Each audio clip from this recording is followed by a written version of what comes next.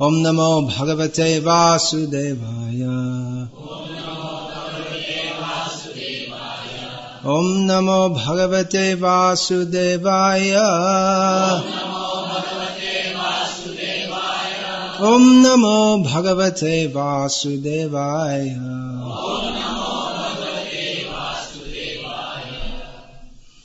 Bhagavad-gita as it is, translation and commentary by His Divine Grace, Srila A.C. Bhakti-vedanta Swami Prabhupada, chapter 18, text 62. Tameva sharanam gaccha sarva bhavena bharata tat prasadat parang shantim Dhanam prapsyasi shashvatam. O Scion of Bharat, surrender unto him utterly.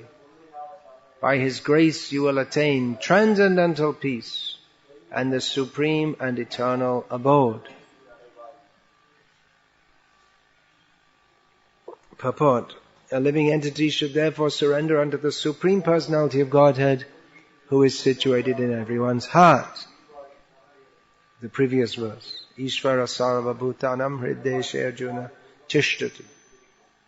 The Supreme Lord is situated in everyone's heart. And that will relieve him from all kinds of miseries of this material existence.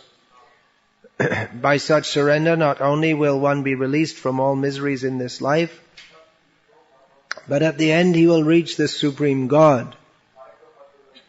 The transcendental world is described in the Vedic literature as, from Rig Veda, Tad Vishno Paramang Padam.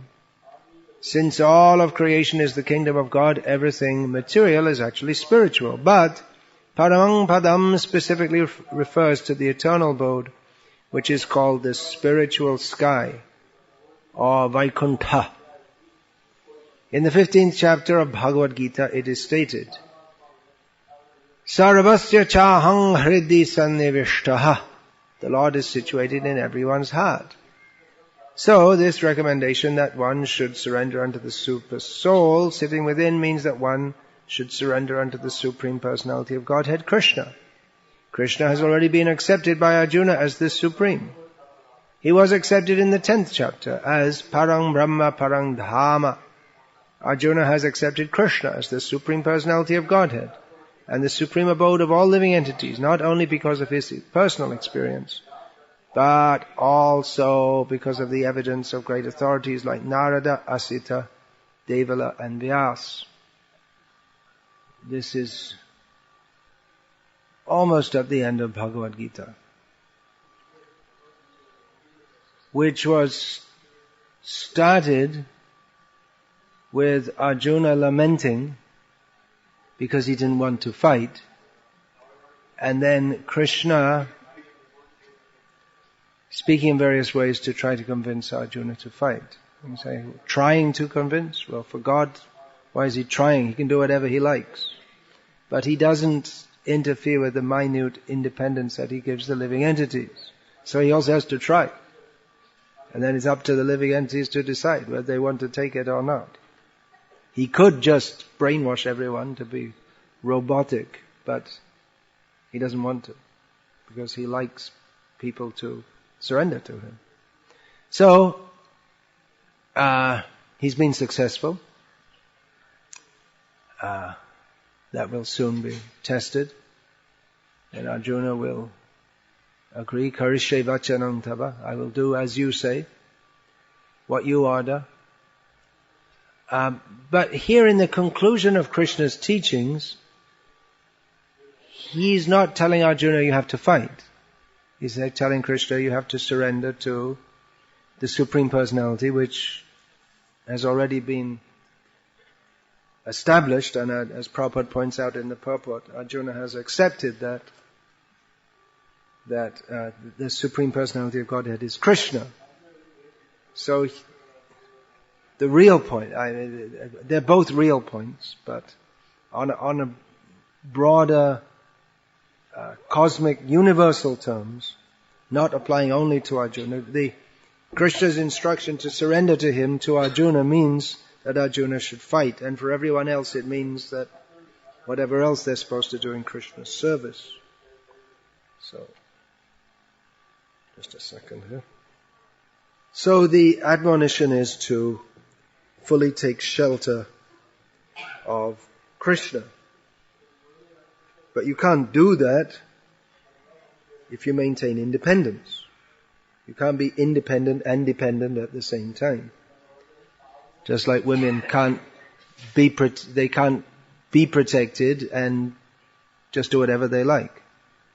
You go out, women going out independently here, there, and then they complain when they're not properly treated. But there's a prescription for that, is that you have to be protected, you have to be dependent. So, Srila Prabhupada, this word sharanam, of course, comes up in the verse which Krishna will rephrase this, tam eva sharanam gacha. The general principle, you should take shelter of him, rephrase it as savadhaman parityaja mamekam sharanam raja. You should surrender to me only. Mamekam sharanam, take only, one thing only. And here also, sarva bhavena bharata. Sarva bhavena means in all respects. That means sada, always, sarvatra, in all places, wherever you may be.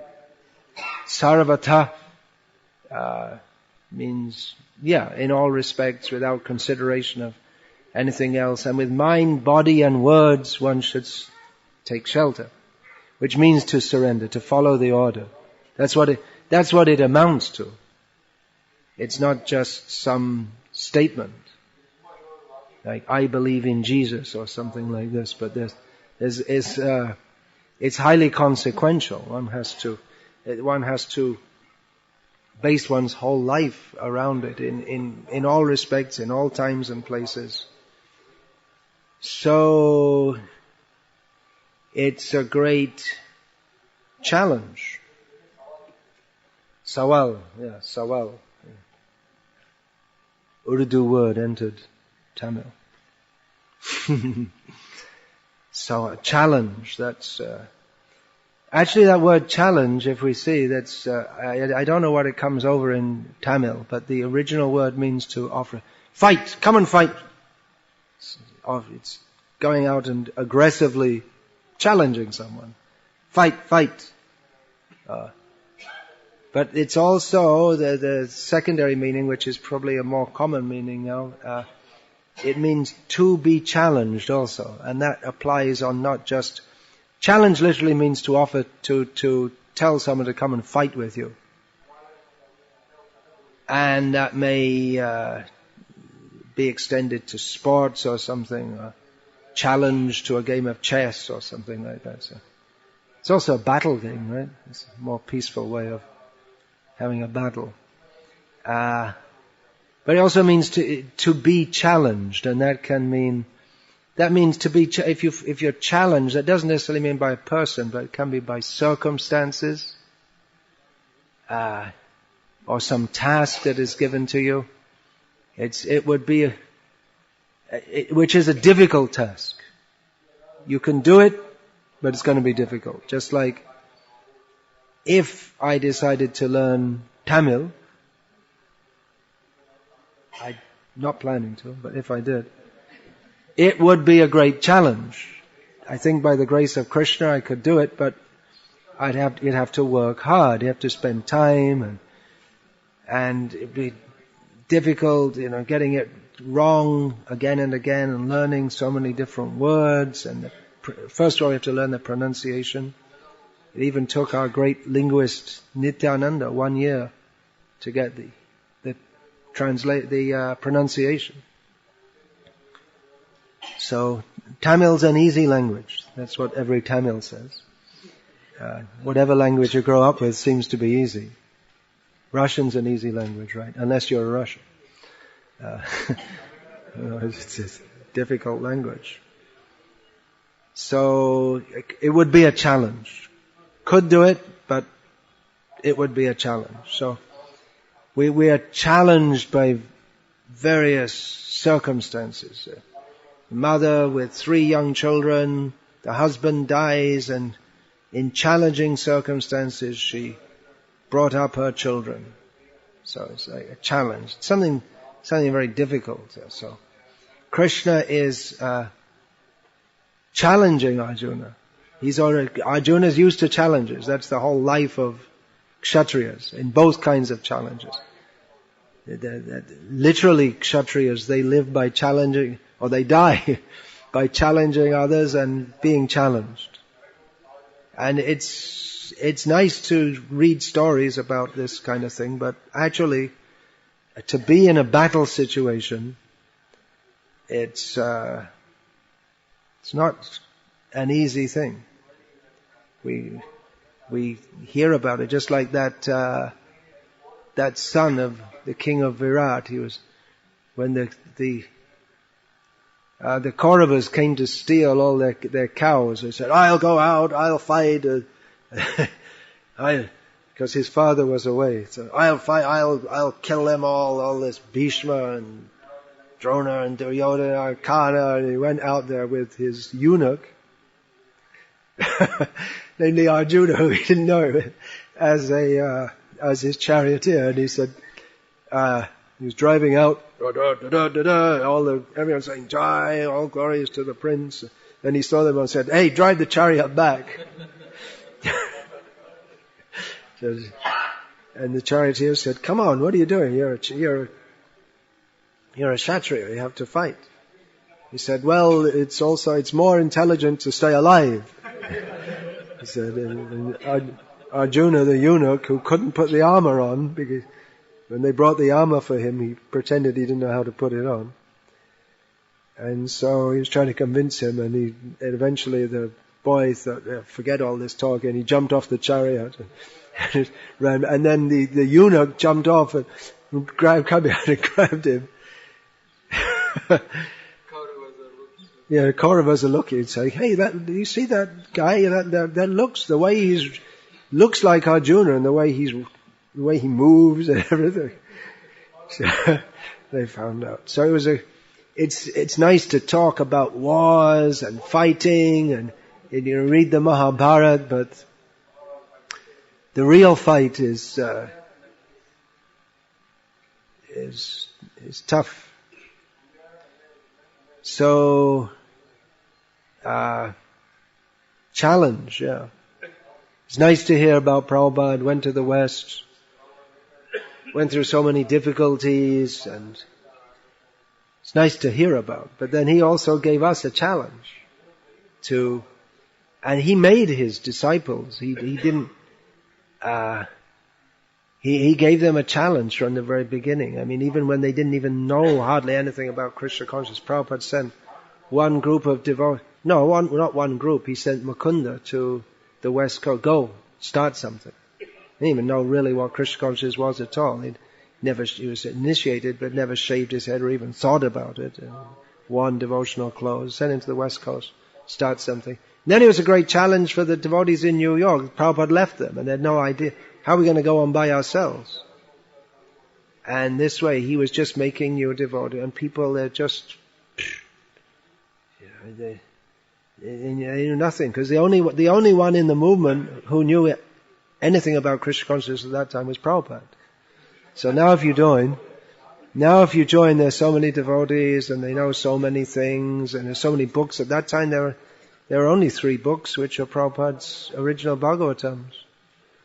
And even now they're difficult to understand, even though the English is been, in my opinion, very well edited. And but Srila Prabhupada's English was non-standard, so it's difficult to understand, especially if you have no idea of this subject matter. That was the only book. So most devotees didn't know anything, but Prabhupada was saying to them, go here, go there, go to London, go to Japan.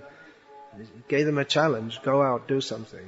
Trivikram Swami in Taiwan, alone in Taiwan. Even now people don't speak English there. What to speak? I mean, there were a few, but English, the language, the culture, everything completely different. sent to Taiwan, and he's saying, why are you asking me to send you someone? You're a sannyasi. You can go by yourself. That's all. Send a letter like that. So Prabhupada gave the challenge to all of us, and it is a great challenge for all. Yeah, I wanted to read this. Arjuna had been through many challenges in life, and he'd faced the Kauravas before and defeated them all. Now there are the Kauravas plus many other soldiers. So there's a verse that Shankaracharya composed about this, very nice verse, which Prabhupada also translated. I'll try and read as well as I can. I can hardly see it. Bhishma Drona Taka Jayadrathat Jala Gandharini Lotpala Shalya Grahavati Kripena Vahani Karnena Velakula Ashvathama Vikarna Ghora Makara Duryodhana Vartini Sotirna Kalu Pandavo Rananadi Kaivartaka Keshava, which Srila Prabhupada has translated as follows. And actually it was Hayagriva who put it in verse form as a historical literary aside. Of that terrifying river, of the battlefield of Kurukshetra, over which the Pandavas victoriously crossed, Bhishma and Drona were as the high banks, Jayadratha as the river's water, the king of Gandhara, the blue water lily. King of Gandhara means? Should be Shakuni, I guess. Shalya the shark, that's Kripa the current, Karna the mighty waves, Ashvathama and Vikarna, the dread alligators, and Duryodhana, the very whirlpool. But thou, O Krishna, wast the ferryman. That's wast is was, but it's poetic, archaic English. So the point is that it was the warrior, the army of the Kauravas was impossible. But Krishna was the ferryman to cross, to carry the Pandavas across the impossible task of defeating the Kauravas. So it was a tremendous challenge. But Tameva Sharanam Gacha Sarva Bhavena Bharata Tat Prasadach Parang Shantim Sthanam Prapsisi Shashvatam.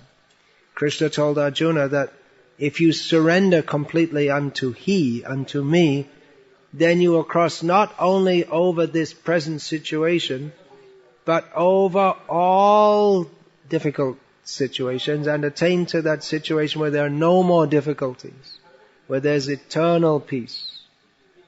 So that's Krishna's promise to Arjuna. But it's also a great challenge. And actually, we all face challenge in life. So many challenges. All the time. I mean, practically every day someone comes to me and tells me this, that's going on in my life.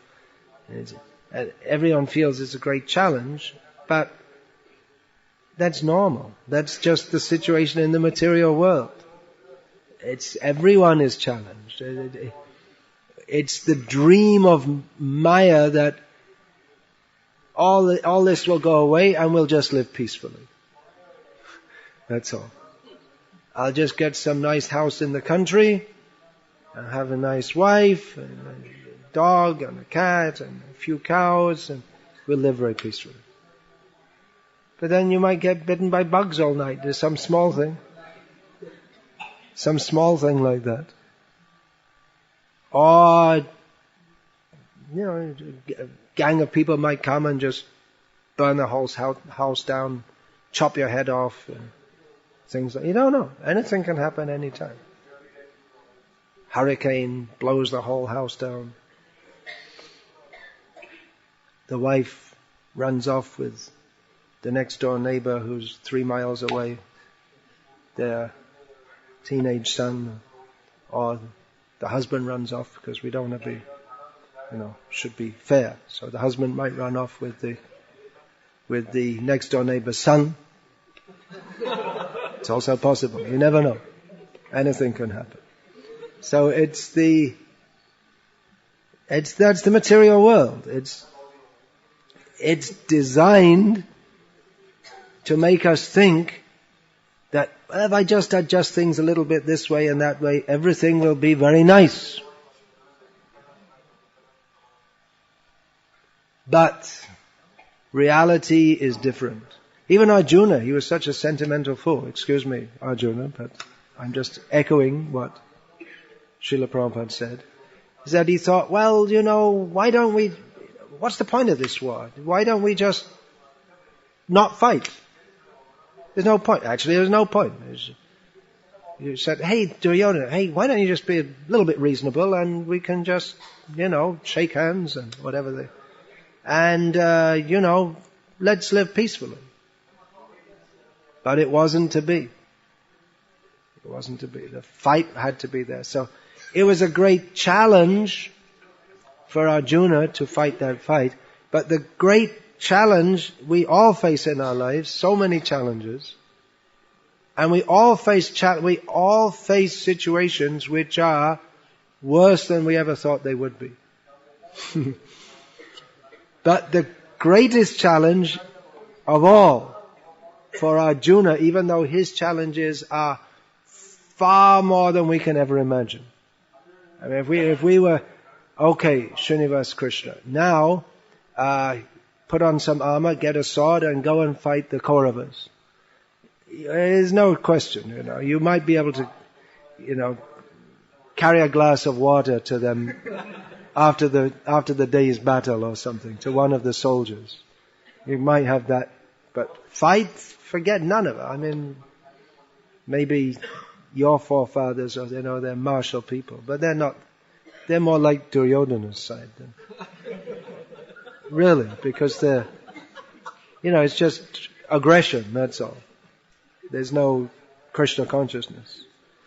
So from a fighting kind of race, and also I'm British. We're discussing fighting martial attitude. They didn't conquer the whole world just by trickery.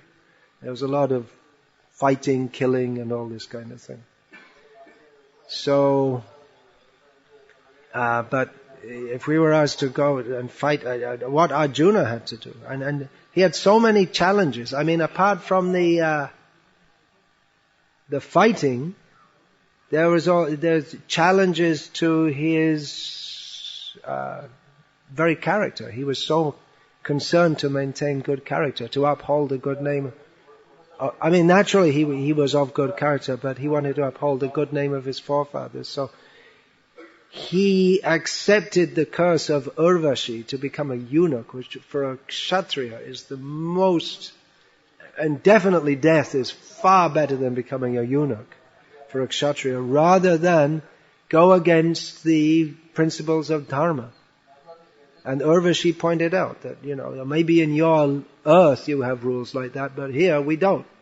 In Swarga, we don't have all these rules regulating sex life, otherwise it wouldn't be Swarga. Where would be the fun?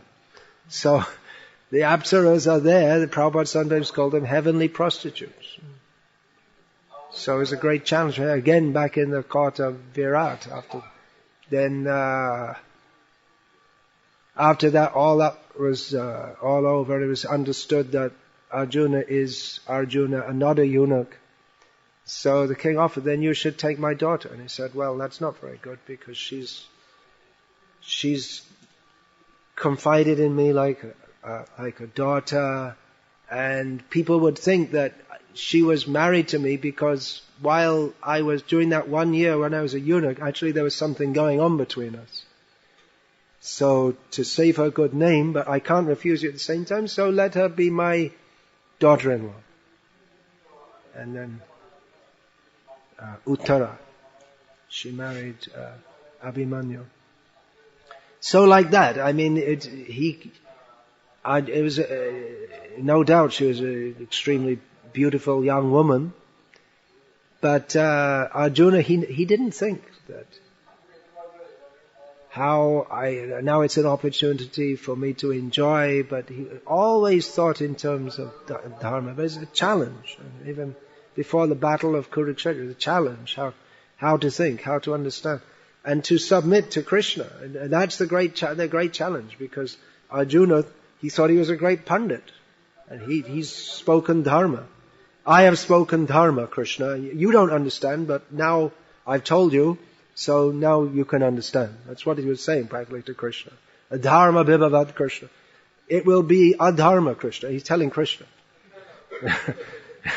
Krishna tells it, yada yada hi dharmasya glani bhavati bharata abhutanam dharmasya tadam. I come to rectify adharma, and you are telling me that I'm engaging, King Karmani Ghore Mamne Yojyasi Kesha. You're engaging me in this horrible war.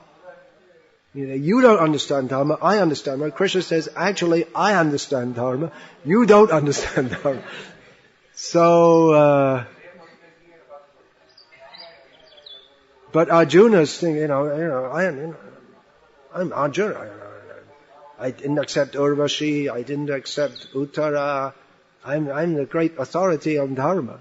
And Krishna said, you're talking like a fool. You think you know so much? And then Arjuna gave his ultimatum. Nayotsa, I'm not going to fight. So it was like an egoistic thing. I'm right, you're wrong. And then he accepted at some point. Sarvametad ritam manye yang mang darisi Krishna. Actually, you're right. Which he didn't say it, but it also meant, I'm wrong. So, alright, so you admit you're wrong. Now, you have to, then what do? You have to take fully shelter of Krishna. Instead of taking shelter of our mind, what we think are our own ideas,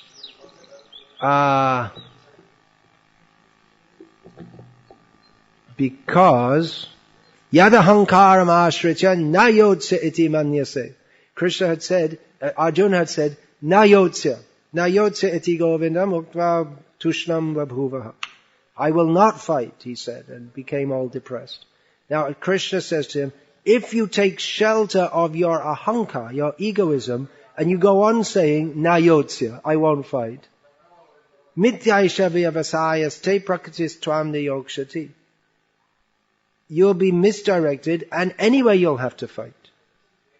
You won't be able to go off to the forest and sit in the forest and start your meditation, and then you'll be thinking about, well, actually they can't do without me, and you'll have to go back and fight anyway. You can't go and sit in the forest and meditate while this war is going on. You'll have to. So if you don't do it in my order, then you'll come and say, well, actually I thought about it, and actually I thought I should come back.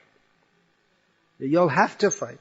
So if you continue to think, I won't fight, then you'll be taking shelter of your egoism.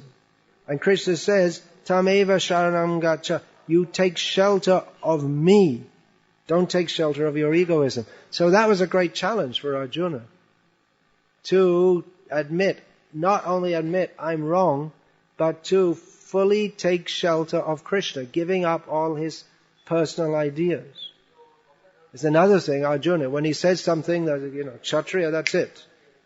But he said, I won't fight. And now Krishna is telling, that's his Sarvadhaman Parityaja also. That I said I won't fight, and I'm Arjuna. And what I say, I do it. So if I say I'm not going to fight, I'm not going to fight. So, then you have to accept this, just like Yudhishthira had to accept that you have to say Ashvatthama is dead. I'm not going to say, you have to say it. Why don't you say it, Krishna? No, you have to say it. But I never told a lie in my life. You have to say it. You have to say it. So it's a great challenge for Yudhishthira. It's a great challenge for Arjuna to fight fully taking shelter of Krishna, to completely surrender to Krishna. It's a great challenge for every one of us, even though we would be lucky to be born as a bug and Arjuna not seeing walks on us and kills us. We would be lucky. But for us, it's a great challenge to give up our attachments and our preconceptions, misconceptions. But that's the challenge for all of us, to surrender to Krishna. And it's the real challenge in our life is not that my husband ran off with the next door neighbor's son, daughter, wife or husband or whatever, or that we don't have enough money, or that there's no water in Tamil Nadu, or there's no electricity in Tamil Nadu. Well, there is some. So the water pump's going on now, but these are not the real, these are illusory challenges. It's not that they're totally unreal. They do exist, but the real challenge is to surrender to Krishna.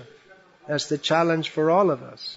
And everything that goes on in the world is just a diversion from that. That we're getting worked up about what to do about this, what to do about that.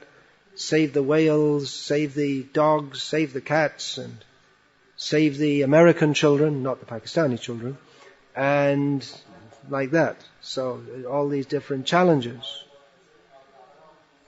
So they are real in one sense, but to focus on them as being the essence of life, or this is the real thing we have to discuss, that diverts us away from the real challenge, which is to surrender to Krishna, which means it's giving up our egoism.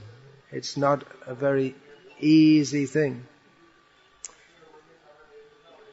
So Srila Prabhupada took the challenge of his guru, came to the Western world, and was challenged at every moment. And even after starting ISKCON, it's not they all lived happily ever after. Those kind of things are in fairy stories, which telling fairy stories to children, that is actually child abuse. Because it ends up with they lived happily ever after. They should tell the real story. They got married and they thought they would live happily ever after. But no one ever lives happily ever after. If the happiness is an illusion, and they don't live ever, even if they feel happy, that happiness is an illusion. It's full of all kinds of struggles, and you don't live forever. So it's actually child abuse to tell people fairy stories. You should teach them Bhagavad-gita. That now you're young and you're just running around playing as a little kid, but anything can happen at any time. Even while you're a kid. It's not that life gets tough later. Even as a little kid, there can be so many difficulties and so many challenges, which is why the parents and the guardians, they're supposed to shelter the children for some time, just like a young plant. It needs to be protected. When it gets bigger, it can stand on its own. But in the beginning, it has to be protected. But part of the protection is training them. Instead of training them to think that actually the world's very nice and you can live happily ever after, to tell them that these are the challenges you're going to have to face. And not only, even all these challenges, you have money, financial challenges, health challenges, all kinds of challenges throughout your life, personal challenges. For no reason, people just come and are nasty to you, and you have all these kinds of challenges. But the real challenge is that we have to face repeated birth and death and suffering, old age, disease. The real challenge is to get out of this cycle of birth and death. This is how children should be trained from the beginning of life. Komara, acharat pragyo, dharman bhagavataniha. Duralabhang manusham janma tadapya dhruvam artadam. We should train from the beginning that this human life you have attained is temporary. It's not going to last long, but it's very valuable. So, right from the beginning, you should learn about these things and learn to worship Krishna.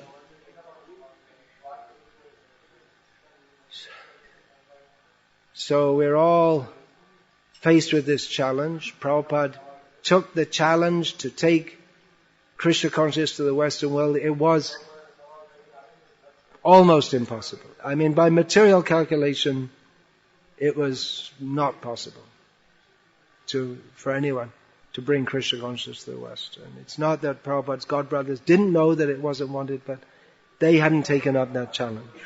Maybe they thought someone will come later and take it up. So let's do what we can now. The situation is not very favorable now, so let us do what we can for the time being, and later someone may take up the challenge of, even if they were thinking of it at all, they may have thought like that. We don't know exactly what they're thinking of. We don't know exactly what they were thinking. There is some record that Dola Govinda Shastri, I met him sometimes in Kathak. I don't know if he's still alive. He told me when he was a Sanskrit student. Later he became one of the very prominent Sanskrit people in the whole of Orissa. So he was studying in Calcutta, and he was living with Srila Maharaj, Bhakti Rakshak Srila Maharaj, and he was probably studying and not with them, but some Karmi school, and living with them. And he was devotee as a boy. And Srila Maharaj was living with Prabhupada in Calcutta. He was renting half of the house that Prabhupada was renting, subletting. So they used to have many discussions, and someone brought this Dola Govinda. He told that many years later that what was that? That they were discussing at some point that there's this passage in Chaitanya Bhagavat, Pritivite Achejatanagradi Gram Savata Prachahoibe Mohana. They said, well, what? They were discussing among themselves. Well, what do you think? What do you all think of that? Krishna consciousness will spread all over the world. Well, maybe it's just, allegorical, bombastic kind of word. Maybe they mean just in India, or just in Bengal, or just in the Gauriya Math, or just in our Math, which broke off from the Gauriya Math. So, and then Abhay, it seems he hadn't been in the meeting at the time. And they asked him, what do you think? He said, no, someone will do it. Some fool will do it. Not you, he said. So, Prabhupada, he had that idea. To go to the West and preach Krishna consciousness. And it was just unthinkable. I mean, even to get there in the first place, to get your visa, to get clearance to leave India. People didn't go to America much in those days. You had to have income factors that you're not running away from the country to avoid tax or debts or such things. And then all that, and then how is he going to go? He doesn't have money to go. So even to get out, and then heart attacks on the way, and then go to Butler, Pennsylvania, living with the meat eaters, nice people, but not very interested in Krishna consciousness. Come to New York. Prabhupada had the idea he could preach to the leaders of society, the intellectuals, the politicians, and it's clear from Prabhupada's first canto purports. And his whole strategy when he was in India, he'd meet the governor of UP and the Dr. Radha Krishnan and Lal Bahadur Shastri, the Prime Minister. That was his policy. And he came to America and he ended up with the crazy hippies. They were the ones who took it up. So he went along with them. So many challenges. But then he gave, he said, go to Japan, go to Australia, Malaysia. Probably most people in America never heard of Malaysia, I would guess, at that time. Because education means you learn every state in America, and then you might have heard, definitely you've heard the name of England, France, Germany, but things like Taiwan, he was saying yesterday when I was talking about learning Thai. Thai is the language of Thailand, and Taiwan they speak Chinese. So, like that. Even when I was in Thailand in the 1980s, I told everybody as well, I'm in Thailand. They say, oh, Taiwan. They have no idea about all these things. So, going to all different places, Prabhupada gave that challenge, and he said that this Krishna conscious movement is a challenge to the whole materialistic civilization. He directly challenged. Prabhupada is very challenging. They did, that I put that anecdote in that book on Swami and Srila Prabhupada's service, that one devotee, what was his name? Bahushira? He said, Prabhupada would always say when he was coming to Los Angeles, bring the professors. So this devotee, I think it was Bahushira, I can't remember his name. He would go to the university in advance, long in advance, speak to the professors, cultivate them, make friends with them, and then after some time, our guru's coming, would you like to meet? And Prabhupada would smash them. He would just smash them.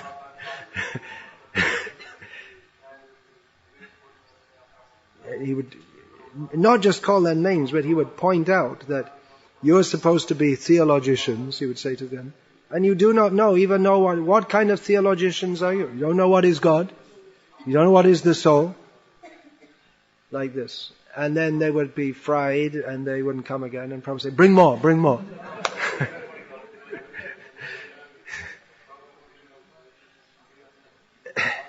Prabhupada was in a martial spirit.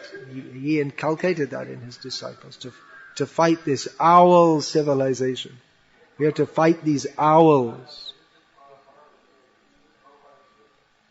So it's not easy. It's a great challenge to go on fighting and going to different places, setting up the movement in places where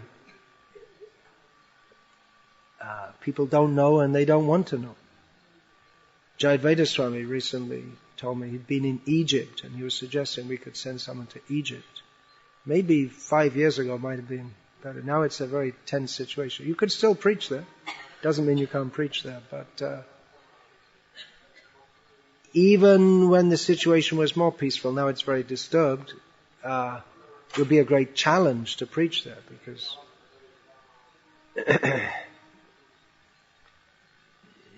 people are mostly Muslim, some Christians. We don't know the language, don't know the culture, and it would be very, very difficult to preach there, no doubt. So who wants to take up the challenge? But then I was thinking, actually, I've been thinking this for years, we really have to do something about it. Thinking doesn't, Arjuna wasn't just thinking about killing Karna and everything, he had to go out and do it, right? But the best or the most intelligent young people from most of these Muslim countries, they go to study outside, in England, in America, and in India also.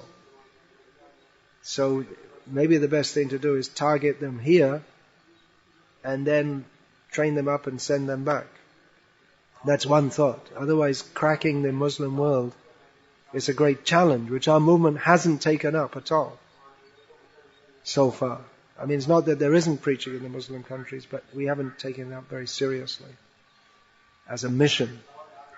So, Prabhupada left us so many challenges to change the whole world. It's a great challenge. It's not just like Arjuna had to fight so many soldiers, and it wasn't an easy thing. When Krishna told him, take shelter of me, I will deliver you, that doesn't mean that Krishna is saying that, okay, just I'll hug you and everything will be nice. No, he was telling Arjuna, you take shelter of me. And how do you do that? don't look at me, turn around, show your back to me, and go and face all those warriors. And the arrows will be coming at you. Don't worry, I'm behind you. But not that you just, take shelter of me. Yes, Krishna, I'm going to take shelter. I'm going to go meditate on you in the forest. Not like that. You have to face those arrows, lances, pikes, spears, all kinds of weapons. You have to look Bhishma in the eye and shoot him. You have to, Droda, who taught you how to use those arrows, you have to shoot him. I told you to do it, you do it. You want to take shelter of me? I'll deliver it, but this is what you have to do.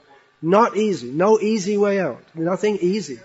Krishna didn't offer him anything easy. That Prabhupada said he didn't offer you something easy. It's a very great challenge. For Arjuna to release the arrows wasn't a difficult thing. I mean, he's doing it in his dreams, probably literally. Because something you do all the time, you tend to dream about it also. But to have to face his gurus and fight them, that was the real challenge. But he did so because he was convinced, I have to surrender to Krishna. So Prabhupada, he gave us all this individual challenge to surrender to Krishna. And it's not an easy thing. Our movement is very different from other movements in which they say, just take a mantra. Easy. Or you just take some mercy. All you have to do is get the Guru's mercy. And that's all. Nothing difficult to do. But the Guru's mercy, just like Krishna's mercy, came to Arjuna.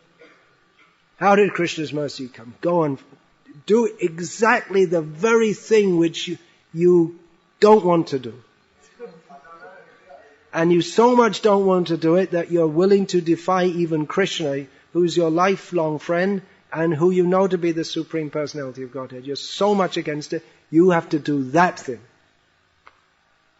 So Krishna, he didn't make it easy for Arjuna. And it's not easy for us. If we say, no meat, no fish direct, forget all that, it's too difficult. So, or if we say that all these rules, it's too difficult for people, so just forget them all and just love Krishna. But Krishna didn't tell Arjuna, well, you just love me and do whatever you like. He said, you just love me and do whatever I like. That is Krishna consciousness. That is what it means to be Krishna conscious. If we think, I will do what I like, then it's not Krishna conscious. We have to know what Krishna wants and do that. And it's a great challenge. Because when we're in Maya, that's what we think. We think we should do what I like. And when we're in Krishna consciousness, we think, I should do what Krishna likes. Even if we don't like. And actually, if we do what Krishna wants us to do, then sthanam prapsasi shashvatam. Then we'll find the param shantim sthanam prapsasi shashvatam. Then we'll attain the position of eternal peace. Otherwise, it's not possible. We have to go through that. We have to accept the test. So, the test isn't over. It's not that Prabhupada left and then, now we can relax. Just like Bhaktisiddhanta Saraswati Thakur, he said, soon I'll be passed away from the world and then you can all relax and do what you like. Then I won't be here to harass you anymore.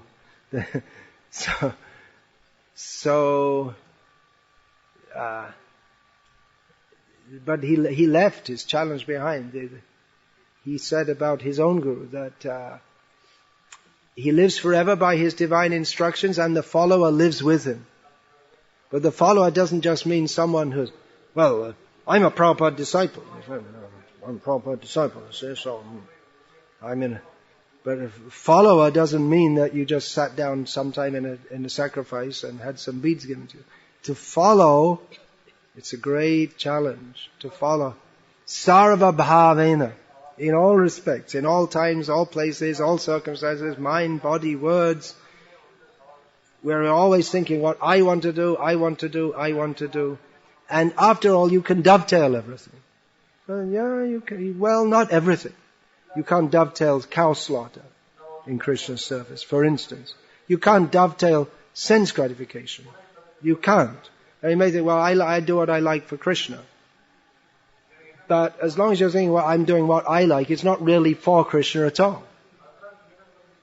It's something like the lower level of karma yoga where you do what you want and then you okay, give a little bit to Krishna.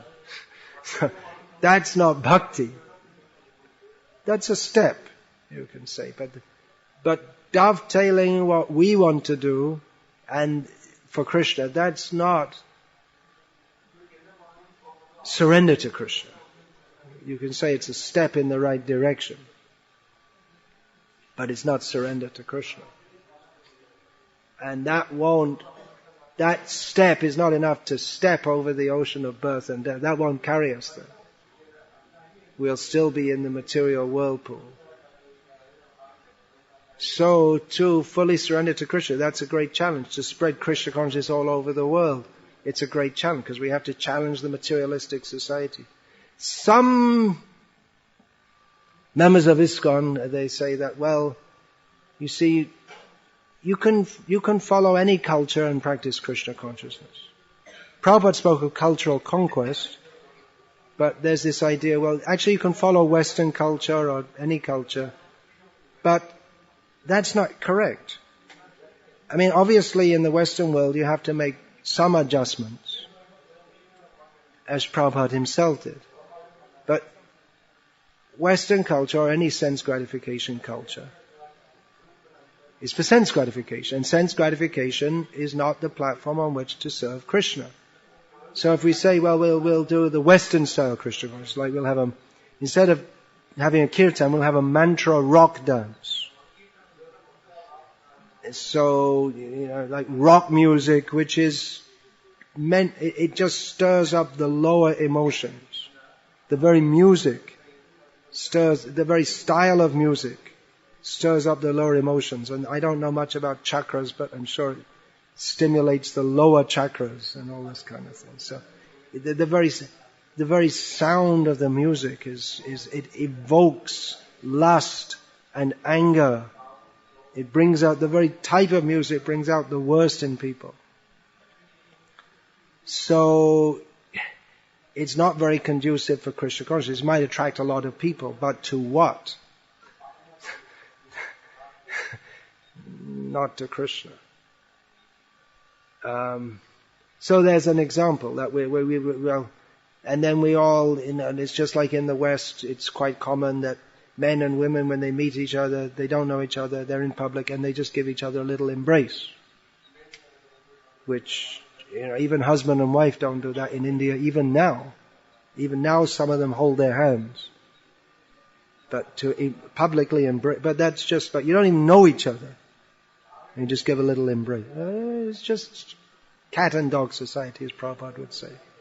So, the idea that, well, all different cultures, and then we're saying like Indian culture, because Prabhupada said Indian culture, and then they point out, sati, rape, corruption. But that wasn't the Indian culture that Prabhupada was talking about, though. When Prabhupada said he wanted Indian culture, he didn't mean that you go around looking for all the worst things, but you follow the Indian culture as followed by Draupadi, Arjuna, and generations of people, even today. The real culture. So this idea, you just follow any culture and you just add Hare Krishna. But Prabhupada spoke about cultural conquest, about changing people's whole way of thinking and acting, their motivations, which is required. If people are to become Krishna conscious, you can't remain being a materialistic demon. It's not possible. You have to, or even being a materialistic nice guy, or whatever it may be. A lot of the nice guys are actually demons, but with a mask, that's all. So, there has to be a change. But to affect that change, it's a tremendous challenge. To change people's whole way of thinking and acting. And in many ways, it is easier to go along with the whole society. And say, well, what's wrong with sending them to Kami school? Prabhupada also went to Kami school. Yeah, and so did everyone else, but only Prabhupada came out as Prabhupada. No one else came out as Prabhupada. And he recommended to have the Gurukul. And it's a great challenge because, as Prabhupada said, if you try to be Krishna conscious, the whole world will be against you. But if you have Krishna, then if you have the faith that Krishna wants this and He's with us, then we can cross over. Just like Prabhupada, he went alone to America. But he had faith that Krishna is with me. My Guru is with me. Let me try. I don't lose anything. If I pass away here in America unknown, then I passed away on serving the Guru's order. It's not that you have to be in Vrindavan. If you're fully engaged in serving the order of the Guru, then Krishna's not going to say, oh, you weren't in Vrindavan. Okay. You have to come back to material world. No, not at all. So,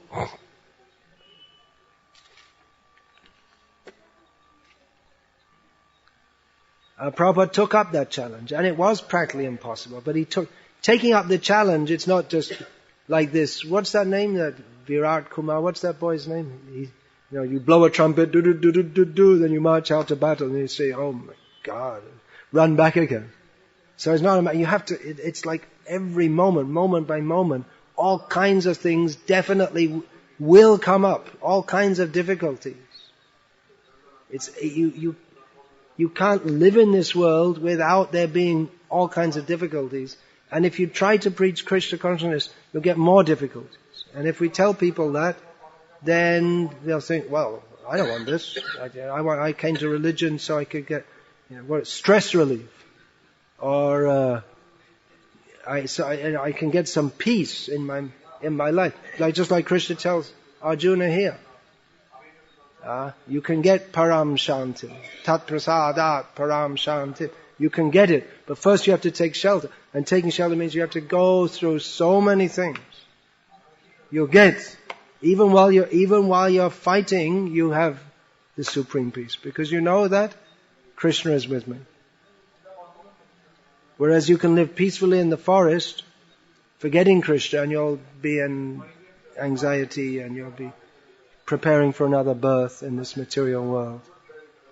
So when Krishna says param shantim, then Arjuna might have thought, great, at last Krishna understood. That's all we want. Shanti, shanti, shanti. I'll go away from it. But Arjuna understood, no. He understood by now that taking shelter of Krishna, he didn't let Arjuna off so easily. He didn't think, Arjuna, after all, you've had a long life, done a lot of good things, okay, I understand, I'm empathetically listening to you here, and, everyone has their limits, so after all, Arjuna, I think it's a good idea. Yeah, alright, I'll explain to Duryodhana, everyone, you're not a coward actually, but you're just suffering from some kind of battlefield, pre-battle traumatic syndrome or something like that. We'll give it a name. In other words, you're a damn coward and you're passing urine in your pants or something like that. But we'll give it a good psychological name, and then, Duryodhana, he's a demon, so he'll accept all this mundane psychology, and there'll be no problem.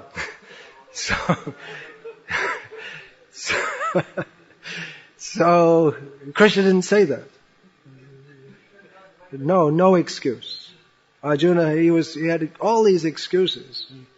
Krishna just, very one by one took them all to pieces and left Arjuna with just two options: to surrender to Krishna, or with no excuses, just to be Beisharam, shameless. No. Well, I understand everything you say. You've defeated me philosophically, but I'm still not going to do what you want. At least he would have to say that. Whereas nowadays you discuss with people, you defeat them in all ways philosophically, and they say, well, I still don't accept what you say. For no reason whatsoever. They when they have no arguments, either they just leave or they call you bad names, Actually, if people call you bad names, you should understand that your preaching is good. Because it means that they're just resorting to below the belt tactics, that's all. Because they have no proper arguments to give you. So in one sense it's good. They're admitting their defeat. Of course, we also call people fools and rascals, but then we give very good reasoning as to why they're fools and rascals. So that's different. So, yeah, the challenge is there for our whole movement and for every one of us. It's a great challenge to establish Krishna consciousness in the world. The challenge didn't go away when Prabhupada went away. He left us with so much work to do. And, of course, you may say, well, let's go along with the modern society and, later we can do something.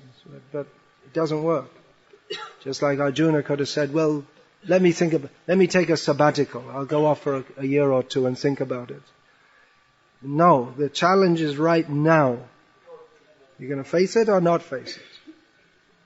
Just like Prabhupada's Gopras, they might have thought, well, okay, we'll just do our bhajan. And we'll do something. They did preaching. It's not they didn't do preaching. But the real big challenge, well, let's leave it till, maybe when the situation becomes better. It never becomes better.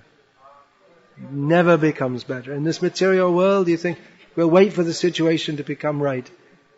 Maya makes the situation that is never right. Maya never makes the situation, now it's all very good. Maya always makes difficult. That's her job. She doesn't come and say, all right, now everything's nice.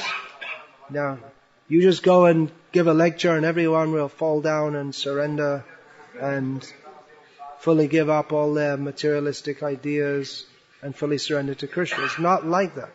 It's a challenge at every step. And Prabhupada, in dealing with his disciples, all their misconceptions, egoisms, and so many, what to speak of the outside world, and even within his own movement. So this idea that we'll just, let's go along with the present society, and, after all, they're nice people. They became upset when 20 American children got killed, and you see that they have some feelings. And we also express our grief. You'll find on the internet and how devotees react to this. They didn't express their grief at all the Pakistani children being killed by American drones, or they didn't express their grief at all the literally millions of animals, chickens and fish being killed every single day. But, we also feel for the children who are killed. Well, we should do, but why for them in particular? You should feel because everyone does. See, you have to be human like these people. So, and then people think you're nice and you're religious, and that's what religious people are for, right? In times of grief, people go to the church. Or you can also say something as a Hindu. As Hindus, we also feel blah, blah, blah, blah, blah. And that's what religious people do. That's their function in society, is to make people who are suffering, just like funerals or cremations, and people who are feeling some grief, you say something and then they feel better. It's all a big charade, actually. It's like in many places, they're professional mourners to set the mood. They come and they're paid to cry at a funeral procession. You see, and then you're supposed, it's socially appropriate to feel, to express and look very sad when someone dies. And then after a few days you can, go out and get drunk as usual, have a good time, so to speak. So there's certain things you have to do. And then when someone dies, you have to call the priest, and then read something from the Bible, and it's all part of the charade of living in this world. But devotees are just like Krishna said to Arjuna. Arjuna is lamenting that you have to kill these people. Krishna was from a materialistic point of view, what Krishna said was cruel. That Arjuna, he's feeling so so bad that he has to attack with arrows to kill his own kinsmen and his own gurus. And Krishna, he was so cruel. He didn't give him any sympathy whatsoever. It's more like the Taliban. That's their kind of attitude. They're heartless, aren't they? And they'll just blow people up and kill people. Horrible, nasty people. Is Krishna like that also? May seem like that. That's what you get when you get materialistic, sentimental, so-called religion. You lament for that which is not worthy of lamenting. You're lamenting for the body. You lament for your people. When Arjuna was killing others before, he wasn't lamenting. They also had their brothers, sisters, uncles, aunts, friends, gurus, disciples. He wasn't lamenting. Why is he all of a sudden lamenting? Because of his own friends, uncles, aunts, brothers, cousins, gurus, disciples. It was based on his own sense gratification. Krishna was pointing that out. The truth is cruel from a materialistic point of view. Actually, material life means cruelty. Everyone is cruel to everyone else under cover of being nice. And the truth cuts through all that. But it appears very cruel.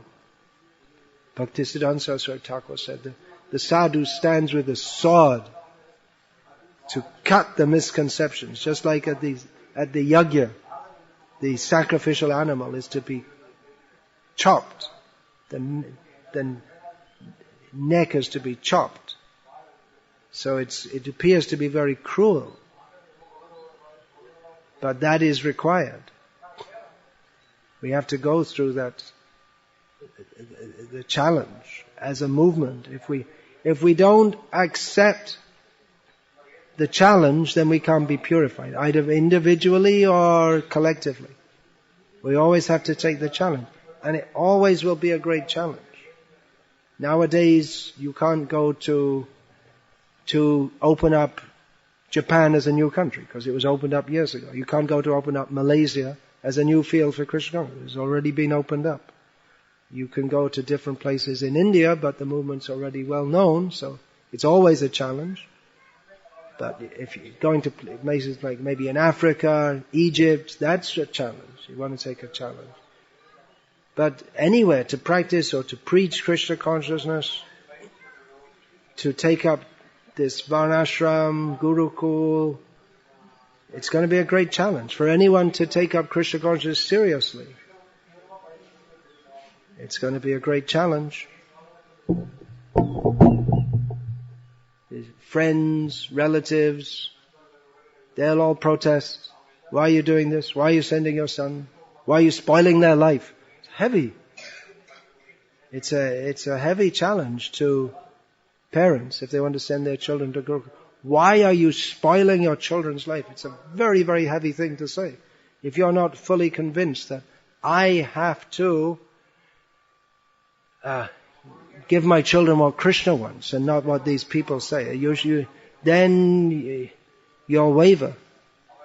You won't be able to take full shelter of Krishna. You say, oh, my children, what will they do? People think you have to have an education so you can have a job, so you can live.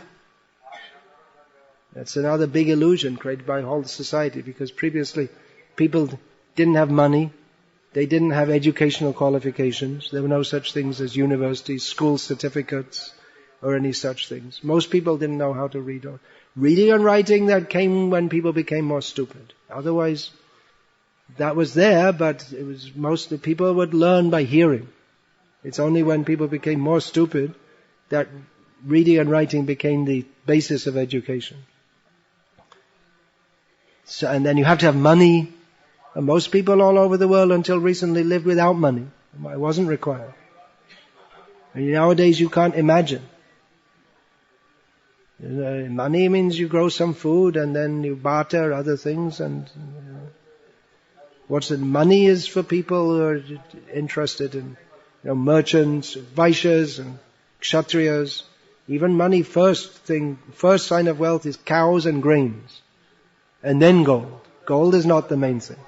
Because cows and grains, they have practical utility. Gold has very little practical utility. You can't eat nuts and bolts, you can't eat computer chips, and you can't eat gold either. So very practical. Dhanavan. What is that? Dhanavan. Then Dhanyavan. Gavayo Dhanavan. Dhanyavan Dhanavan. One who's got cows and grains, they are wealthy. Not what gold is. It's just a medium of trade, that's all. But if you don't need trade. What do you need to trade for? That's only if you're interested in unnecessary wealth. So, but people can't imagine that. They think, you have to have money and you have to send your kids to school. Like I went to school and I got brainwashed that you have to go to school and you have to have a job and you have to do all these things. And now we all believe it. But Srila Prabhupada kindly gave us the knowledge by which we could see through all this illusion. And he gave us the process to combat, to challenge that illusion. To set up our own communities.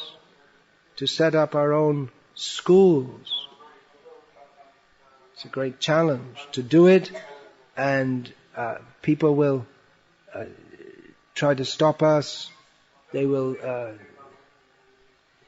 the challenge from outside, that people say don't do this, they'll make laws against it, and your own relatives and your friends, they'll be against it. And then it's a great challenge to do it anyway. It's not an easy thing. It's not just you throw a bunch of kids and say Haribol and it's all over. But moment by moment, it's a great challenge to train them. And we also have to give them a taste for Krishna consciousness and understanding.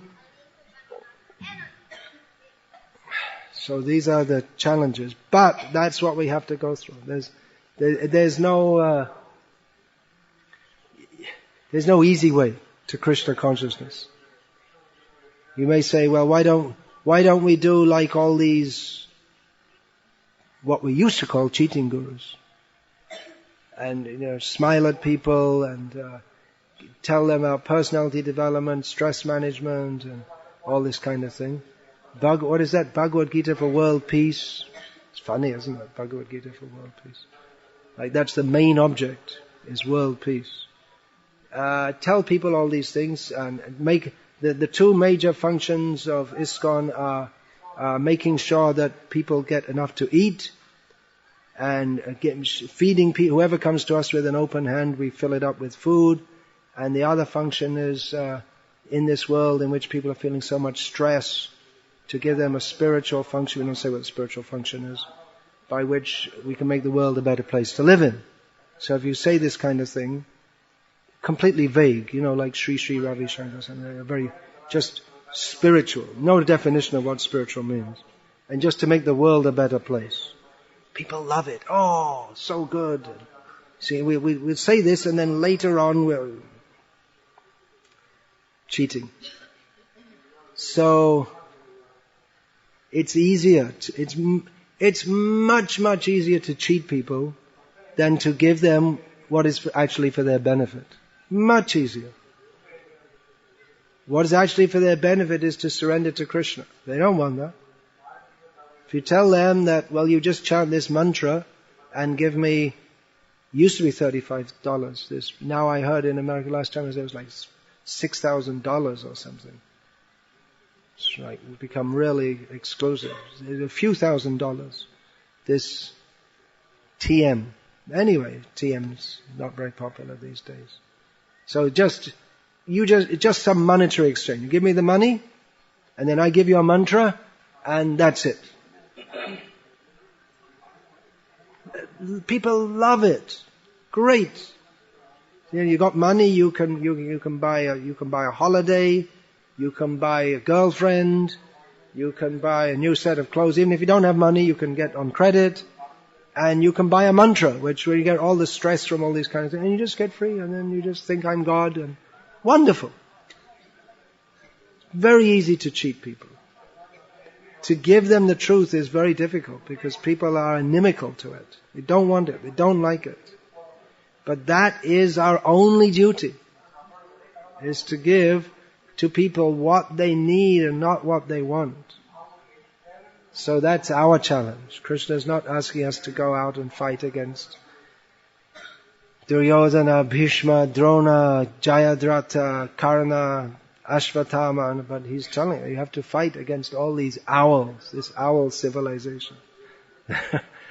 Prabhupada said, the owl, if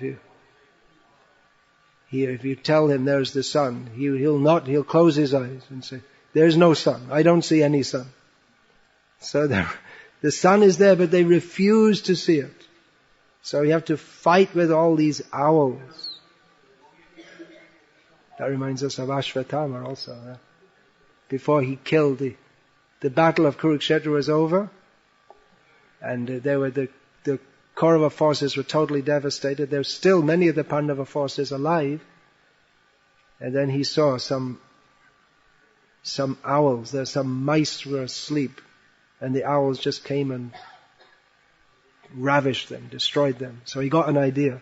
When the Pandava forces are asleep, I'll just go and kill them all. That was Ashvatthama.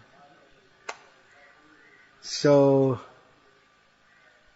we have to fight against people like this. So same attitude. They don't want to know what is right. They will insist that what is wrong is right. Even if we try to show that what is wrong is actually wrong, they won't want to accept it.